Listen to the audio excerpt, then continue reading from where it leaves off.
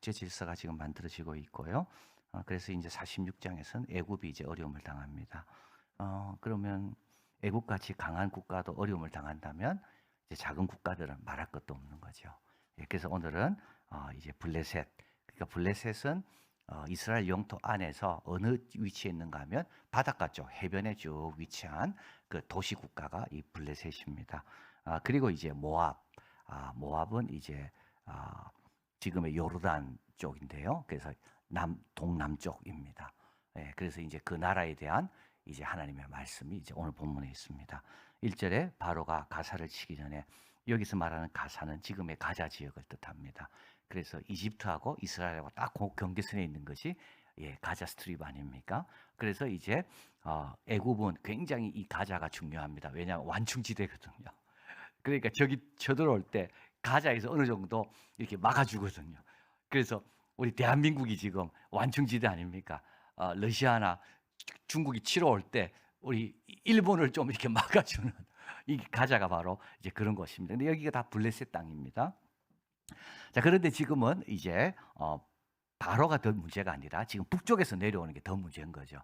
예, 애굽은 지금 가자 지역 남쪽 아닙니까? 근데 남쪽이 문제가 아니고 여호와께서 이같이 말씀하실 때 보라 물이 북방에서 일어나 창이라는 시내를 이루어 땅과 그 중에 있는 모든 것과 그 성읍과 거기 거하는 자들을 다 엄몰시키리니 사람들이 부르짖으며 그 땅 모든 거민이 애곡할 것이고 이는 블레셋 사람을 진멸하며 두로와 시돈에 남아 있는 바를 도와줄 자를 다 끊어버리시는. 두로와 시돈이 어디냐면 요거는 지금 블레셋은 아니고요. 요거는 페니키아 지금 왕국입니다. 여러분 페니키아에서 뭐가 시작됐나요? 그 유명한 알파벳이 시작됐습니다. 그래서 알파벳 가운데 제일 발달된 알파벳이 그리스 알파벳인데 이 그리스 알파벳 헬라가 어디서 왔는가? 이 페니키아에서 왔습니다. 근데 두로와시돈이죠. 그래서 이제 동맹을 맺고 이제 그 나라들이 도와줄 거라 했는데 실제로 보니까 워낙 바벨론이 강하니까 동맹의 의미가 없는 거예요. 동맹의 의미가 없어요.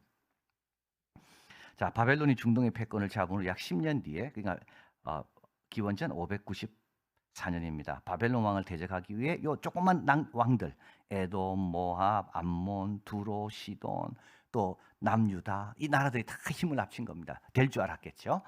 그러나 다 도망간다, 이제 말씀입니다. 7절 여호와께서 이를 명하셨기 때문에 하나님께서는 지금 누구를 세우십니까? 바벨론을 세우신 겁니다.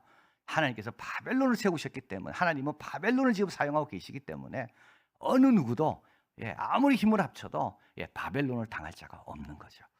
자, 이제 그다음 모압에 대한 이제 말씀입니다. 48장입니다. 모압은 룻이 소돔과 고모라에 대해서 이 두 딸의 남편들은 다 죽게 되고, 그래서 결국은 이제 룻의 딸이 근친상간으로 이제 첫 번째 딸은 모압, 두 번째는 암몬, 이렇게 되죠. 그리고 이제 우리가 잘 아는 롯이고 룻기, 룻은 또 누구냐면 이 모압의 후손입니다. 여호수아 때 갓, 루벤, 므낫세 반지파가 요단강을 건너기 전에 이제 이 땅이 너무 좋기 때문에 우리가 여기에 머물게 해주십시오. 이러니까 이제 여호수아가 뭐라고 합니까? 좋다. 그럼 여기 머물러도 되는데 너희 형제들이 다 가나안 땅을 정복하고 그리고 돌아와라. 그래서 이제 이 두 지파 반이 자녀들은 남겨두고 장성한 사람들이 전부 요단강을 건너가서 이스라엘을 다 점령하고 가나안 땅을 다 분배할 때 그때 이제 이들이 돌아와서 지금 자리 잡고 있는 것입니다. 여기 이제 모압입니다. 그래서 다윗에 의해서 봉신관계가 있었고 다윗의 종이 되어 조공을 바치고, 그러나 솔로몬 이후에는 이 모압은 솔로몬에게 아주 나쁜 영향을 미치게 됩니다. 이제 이 모압에 대한 말씀입니다. 만군의 여호와 이스라엘 하나님이 이같이 말씀, 슬프다. 느보는 어디죠? 느보산. 그래서 모압에서 이제 건너가면 요단강이거든요. 요단강 건너가면 이제 가나안 땅. 그래서 모세는 여기서 죽잖아요. 그래서 요단강 건너편에 있는 가나안 땅을 하나님께서 느보산에 올라가서 보라 그러고, 모세는 다 가나안 땅을 본 다음에 이제 가나안 땅에 못 들어가 그래서 죽는데, 그 바로 느보입니다. 느보. 이게 모압 땅에 있는 거죠. 그것이 황폐되었도다. 기라다임이 수치를 당하고 점령되고 마스갑이 수치를 당하고, 이제 동네 이름들이 쭉 나오기 시작합니다. 7절 내가 내 공작 재능과 보물 부 의뢰함으로 너도 취함을 당할 것이요. 그모스는 그의 제사장들과 방백들과 함께 포로로 갈 것이다. 그모스는 모압의 신으로 아이들을 제물로 바치는 그런 의식을 갖고 있습니다. 그래서 아이들을 제물로 신에게 이제 신의 마음을 풀어야 되기 때문에 그래서 이 이제 인신 제사인 거죠. 제물로 바치는 겁니다. 솔로몬은 이때 이제 솔로몬 때 이스라엘이 들어오게 됩니다. 그래서 왕상 11장 7절 모압에 가증한 그모스를 위하여 예루살렘 앞 산에 산당을 지었고, 이게 누가 했다고요? 솔로몬이. 암몬 자손이 가증한 몰록을 위하여 또 그같이 하고, 그래서 어떻게 됩니까? 솔로몬 때 무지한 아이들이 제물로 바쳐지는 겁니다.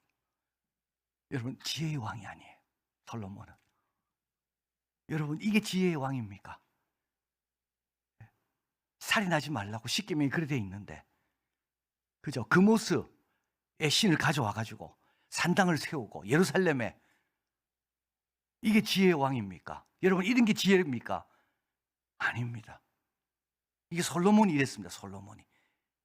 그래서 이 모압의 이 가증한 우상을 예루살렘으로 가져와서 예루살렘 있는 산 위에다가 산당을 지으고 그 귀한 생명들을 불태워가 제물로 바친, 그걸 누가 시작했는가 하면 솔로몬이 한 겁니다. 이런 지혜는 필요 없습니다. 여러분, 그런 지혜는 전혀 쓸모가 없습니다. 결국 그래서 어떻게 됩니까? 나라가 두 쪽 나게 되죠. 10지파는 북쪽으로 가게 되고 2지파만 남게 되고, 8절 파멸하는 자가 각 성에 이를 것인지 한 성도 멸치 못할 것이며, 11절 모압은 예로부터 평안하고 포로도 되지 아니하였고 마치 술의 찢기가 그 위에 그대로 있는 것처럼 조금도 흔들리지 않아 가지고 그대로 있는 겁니다. 이글에서 저것으로 옮기지 않은 것 같아서 그대로 맛도 남아있고 하나도 변함이 없는, 냄새가 하나도 변치 않는 이스라엘의 집이 베델을 의뢰함으로 수치를 당한 것 같이, 이게 이제 북이스라엘 뜻하는 거죠. 그래서 베델과 단에 금송아지를 세웠는데, 그래서 이제 수치를 당하는 것처럼 모압이 그모스로 인하여 수치를 당할 것이다. 그리고 18절 디본에 거하는 나라. 디본은 당시 중심 도시고요, 지금은 디반입니다. 그래서 여러분, 디반을 한번 쳐보시면 디반에 여행을 많이 갑니다, 지금. 그래서 사람들이 이 블로그를 많이 올려놨습니다, 이 디반이라는 곳에. 왜냐하면 여기에 정말 그 고 비석이 있거든요. 그 글자로 된 비석이. 그래서 사람들이 그 비석을 찾아서 연구하려고 이 디반을 많이 갑니다.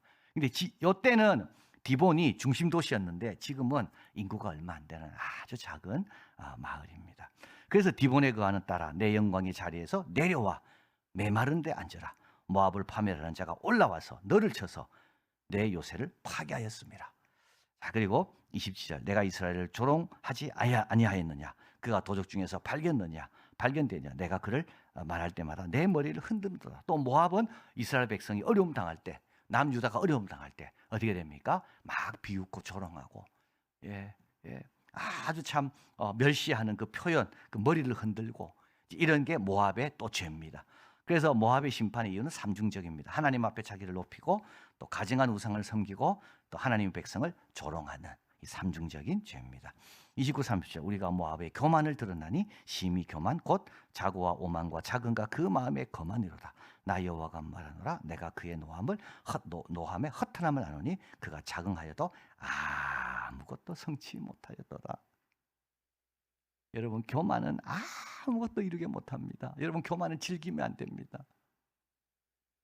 교만을 즐기는 사람이 있어요. 왜 교만할까요? 교만하면 기쁘거든요. 여러분, 교만이 슬프면, 교만이 괴로우면 누가 교만하겠습니까? 그런데요, 교만은요, 아무것도 주지 않습니다. 오히려 위험한 생각들입니다.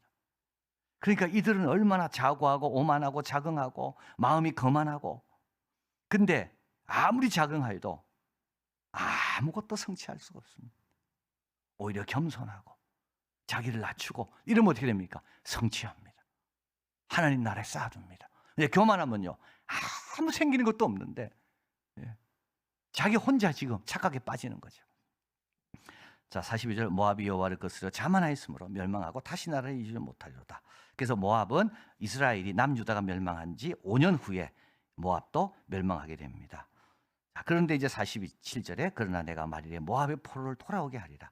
여호와의 말이니라 하시니라. 모압을 심판하시는 말씀이 이에 그쳤느니라. 모압은 지금 요르단의 중부와 남부에 해당되어 있습니다. 그래서 하나님은 끝이 아닙니다. 심판했다가 끝이 아닙니다. 하나님은 이들의 포로를 내가 다시 돌아오게 하겠다. 왜냐하면 하나님이 여전히 통치하시거든요. 여전히 우리 하나님은 다스리고 계시기 때문에 이들의 교만을 심판할 뿐만 아니라 이제 심판이 끝나면 이들을 어떻게 다시 회복할 건지 그에 대한 계획도 하나님은 갖고 계시는 거죠. 자, 바벨론에 의한 어려움은 이스라엘만 당하는 것이 아닙니다. 지금 바벨론에 의해서 이스라엘이 심판받아서 막 성이 회파되고 성전이 다 무너지고, 그러나 이스라엘만 어려움 당하는 게 아닙니다. 블레셋도 모압도 애굽도 다 당합니다. 그리고 이에 대한 하나님의 심판은 공정합니다. 왜냐하면 교만하고 이스라엘에 대한 조롱, 가증한 우상 숭배 이런 것들로 인한 심판이기 때문에 그렇습니다. 그러나 하나님은 심판으로 끝내지 않습니다. 하나님은 계속 다스립니다. 하나님은 갱신과 새로운 출발을 허락하시는 거죠. 자, 그래서 이제 46장은 애굽에 대한 말씀이죠. 그 후에 그 땅이 여전히 사람 살 곳이 되리라. 여호와의 말이니라. 그래서 애굽에 지금 이집트에 기독교인이 10% 1,000만 명입니다. 내가 말이래 모압 포로를 돌아오게 하리라. 하나님은 모압의 사람들도 다 사랑하시는 거죠. 그래서 심판으로 멸망하지만 그 후에 이들이 다시 돌아와서 이곳에 거하게 될 것이다라고 말씀하시는 겁니다. 그래서 끝이 없습니다. 여러분, 하나님에게는 끝이 없습니다. 우리는 끝이 있죠. 그러나 하나님은 끝이 없습니다. 다시 회복하시고 다시 하나님께서 원하시는 바대로 이들을 인도해 가신다. 기도하겠습니다.